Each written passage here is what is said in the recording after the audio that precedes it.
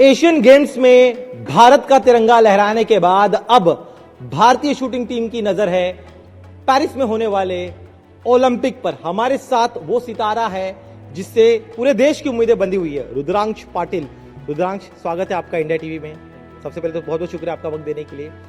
आप मुझे बताइए, सबसे पहले तो आप लोग को न्योता मिला है प्रधानमंत्री की तरफ से, जाने वाले हैं आप लोग दिल्ली में, मुलाकात होने वाले 10 तारीख को।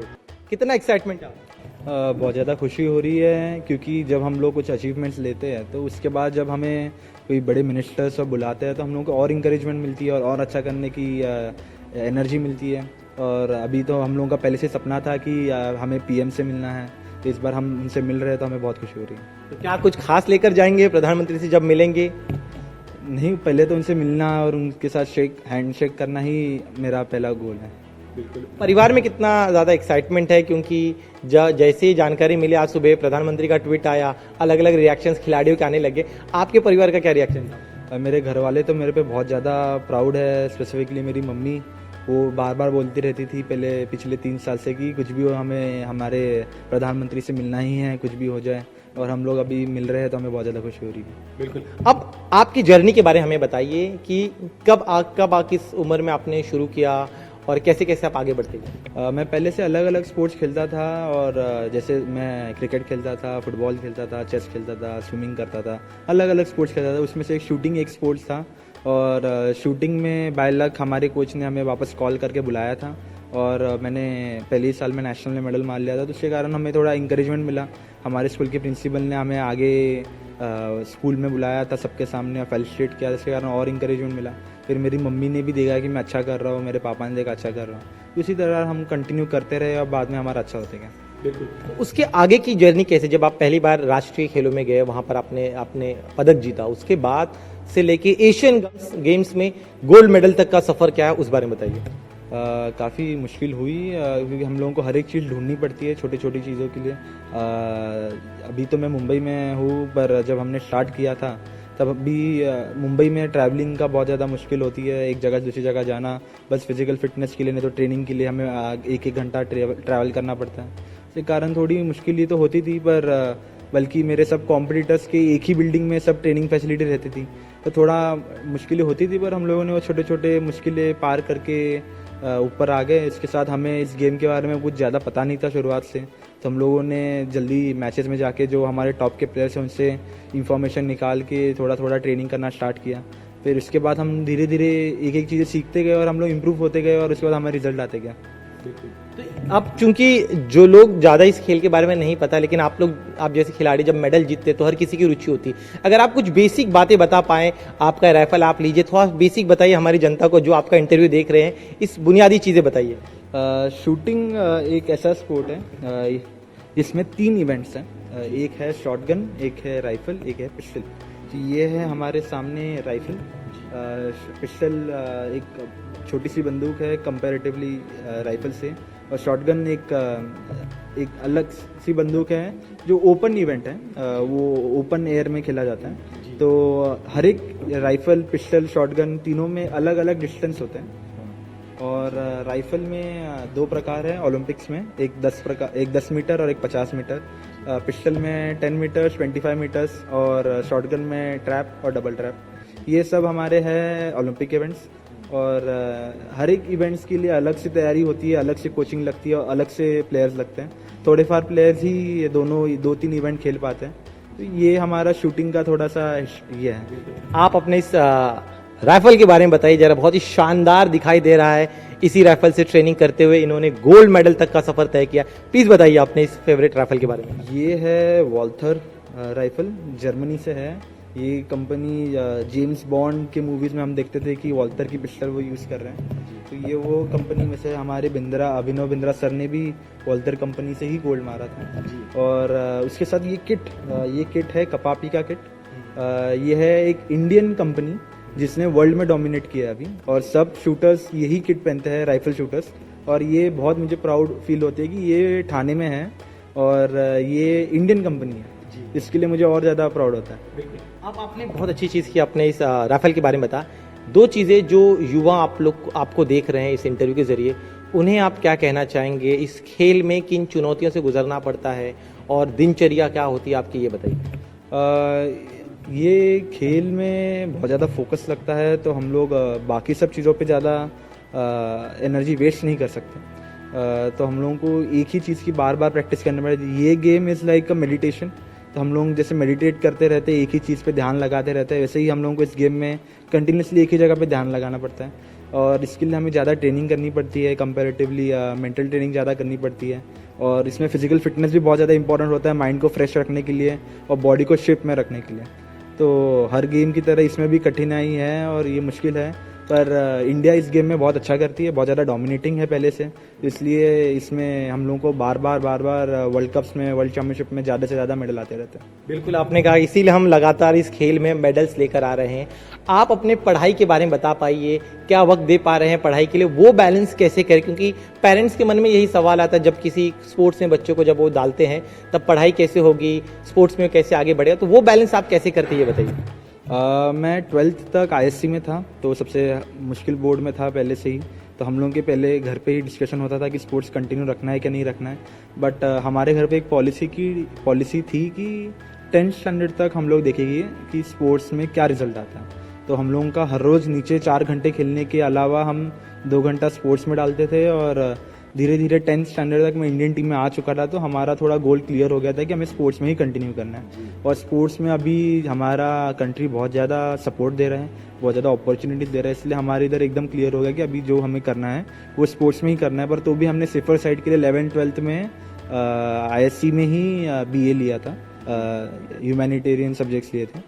और 12th स्टैंडर्ड में मैं वर्ल्ड चैंपियन बन गया, तो हमने अभी स्पोर्ट्स की तरफ पूरा देख लिया। बिल्कुल। एक चीज़ बताइए, कितना बदलाव दिखा? क्योंकि आपने काफ़ी कम उम्र में, 15 साल की उम्र में खेलना शुरू कर दिया है, तो पिछले कुछ वर्षों में आपने कितना बदलाव देखा है भारतीय खेलों में? किस तरह से, क्या पहले के मुकाबले स्थितियाँ बदली है भारतीय खेलों की?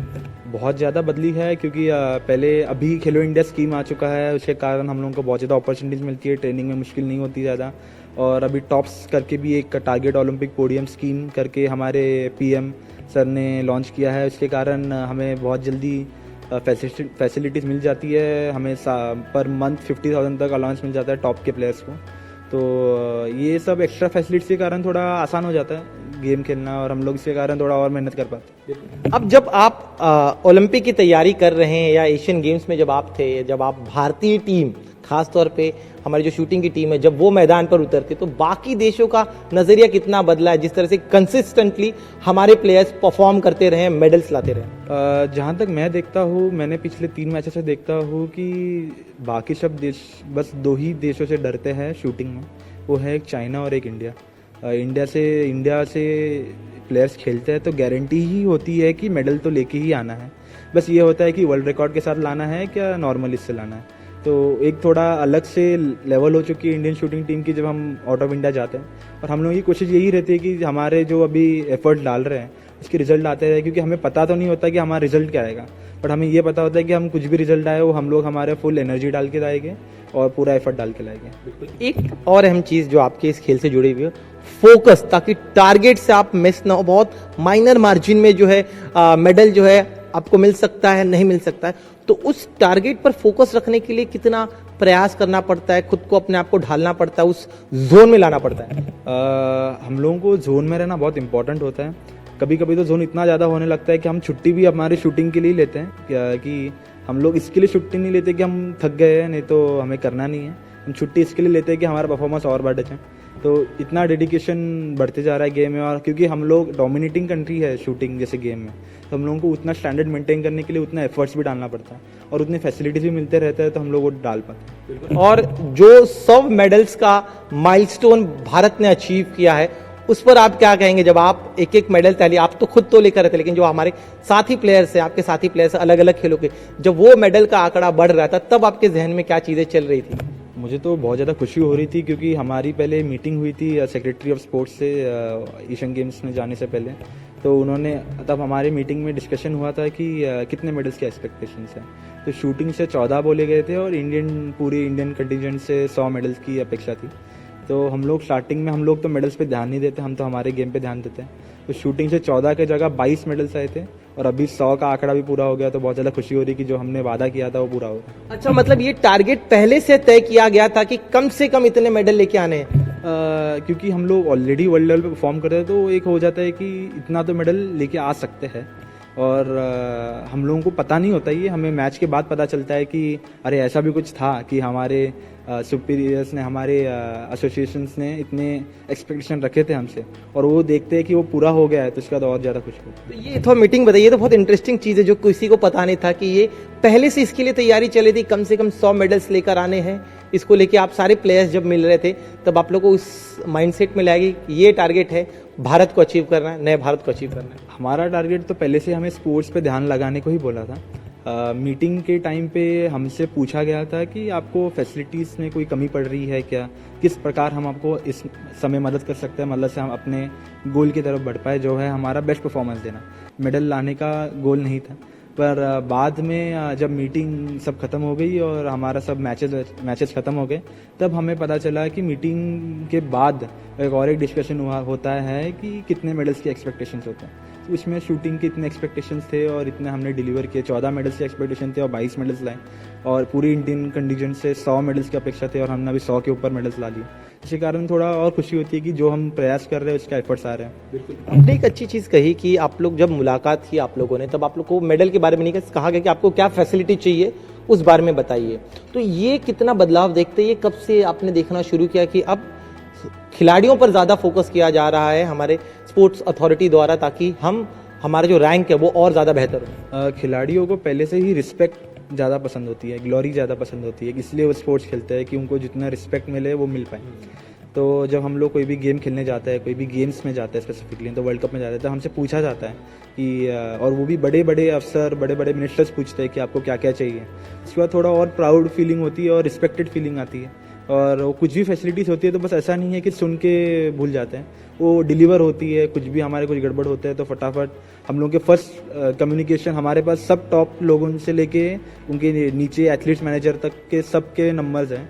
तो किसी ने रिस्पांस नहीं दिया तो हम उनके सुपीरियर को बता देते हैं, तो वो हमें कुछ भी चाहिए तो एक हफ्ते के अंदर आ जाती है मुझसे। अच्छा, तो ये चेंज हुआ है कि मतलब खिलाड़ी को अगर किसी सामान की या कोई फैसिलिटी की जरूरत होगी उनके खेल से जुड़ी हुई चीज़ों के लिए, तो परेशानियां नहीं होंगी, अलग अलग नंबर्स आप लोग को प्रोवाइड किए गए ताकि आप जो है खेल आपका सुधार हो सके, उसमें कोई कमियां ना रह जाए। हाँ, ये हमारे पॉलिसी में है, फैसिलिटीज़ में है। मुझे तो पर्सनल एक्सपीरियंस में तो इतना ही देखा है कि जल्द से जल्द मिल जाता है। ये मैंने बदलाव देखा है पहले से। पहले तो मुझे पता नहीं कि क्या सिस्टम था, पर जब से मैं आया हूँ शूटिंग टीम में तब से तो बहुत अच्छा हो रहा है, कुछ मुझे तकलीफ नहीं है। बिल्कुल, एक आखिरी सवाल आपसे जानना चाहेंगे, चूंकि आप लोगों ने एक माइलस्टोन अचीव कर लिया, आप प्रधानमंत्री से भी मुलाकात होने वाली, क्या देश आपसे उम्मीद करे कि ओलंपिक पर जो नजरें गड़ाए रखे हुए हम सारे लोग, सारे देशवासी, एक मेडल आप भारतीयों से क्या आज कहना चाहेंगे? हमारा तो मेन काम खुद पे विश्वास रखना है, खुद के एफर्ट्स पे विश्वास रखना है, काम करते रहना है, और जो हमारे सपोर्ट स्टाफ है उन पे भरोसा रखते रहना है, क्योंकि उनके कारण ही हम खड़े हो पाते हैं। तो हमारे कोच हो गए, हमारे फिजिकल ट्रेनर हो गए, हमारे फिजियोथेरेपिस्ट हो गए, साइकोलॉजिस्ट हो गए, ये सब भी हमारे साथ काम कर रहे हैं एक ही गोल की तरफ, है ओलंपिक्स की तरफ। और हम लोगों का तो एम ही वैसा है। तो अभी एशियन गेम्स में सक्सेस देख के हम लोगों को लग रहा है कि हमारा बिलीव भी बढ़ गया खुद पे। तो अभी देखते हैं आगे क्या होता है। एक जाते जाते, चूंकि आपने मेडल का जिक्र किया, अपने मेडल्स की ताली बता दीजिए, क्योंकि जो युवा आपको आदर्श मान रहे, आपको देख रहे हैं, कैसे कैसे आप जो आपका मेडल्स का ब्रैकेट है वो बढ़ाते गए, उस बारे में बताइए जरा। मेरे पास जूनियर के एक सिल्वर है जूनियर वर्ल्ड चैम्पियनशिप, एक जूनियर वर्ल्ड कप का गोल्ड है। यूथ में अंडर 19 में मुझे एशियन चैम्पियनशिप में 2 गोल्ड है। ये मेरे जूनियर यूथ के थे। सीनियर्स में मेरे पास 3 सीनियर वर्ल्ड रिकॉर्ड्स हैं, 2 सीनियर वर्ल्ड चैम्पियनशिप के गोल्ड्स हैं, एक एशियन चैम्पियनशिप का गोल्ड है, फिर एक वर्ल्ड कप फाइनल जो हमारे वर्ल्ड प्रेसिडेंट कप जो हमारे टॉप 10 प्लेयर्स को बुलाते हैं और उसमें से वापस कंपटीशन होती है, उसमें मुझे गोल्ड है। फिर मेरे पास 4 वर्ल्ड कप के मेडल्स है, उसमें से 2 गोल्ड 2 ब्रॉन्ज है। फिर अभी एशियन गेम्स का गोल्ड आ चुका है। तो ऑलमोस्ट वो टेबल होता है मेडल्स का, वो उसमें बस ओलंपिक्स का ही बचा। चलिए, हमारी तरफ से ढेर दुआएं आपको। तो मिलिए इस सितारे से, ये भारत को अगला मेडल ला सकते हैं। तमाम भारतीयों की दुआएं इनके साथ है। आप भी अगर स्पोर्ट्स में रुचि रखते हैं तो इन्होंने जिस तरह से बताया, प्रयास करना होगा। फिलहाल सुविधाएं मिल रही हैं, बस आपको हिम्मत और जज्बा दिखाना है। कैमरामैन देवेंद्र दयालकर के साथ दिनेश मौर्य, इंडिया टीवी, मुंबई।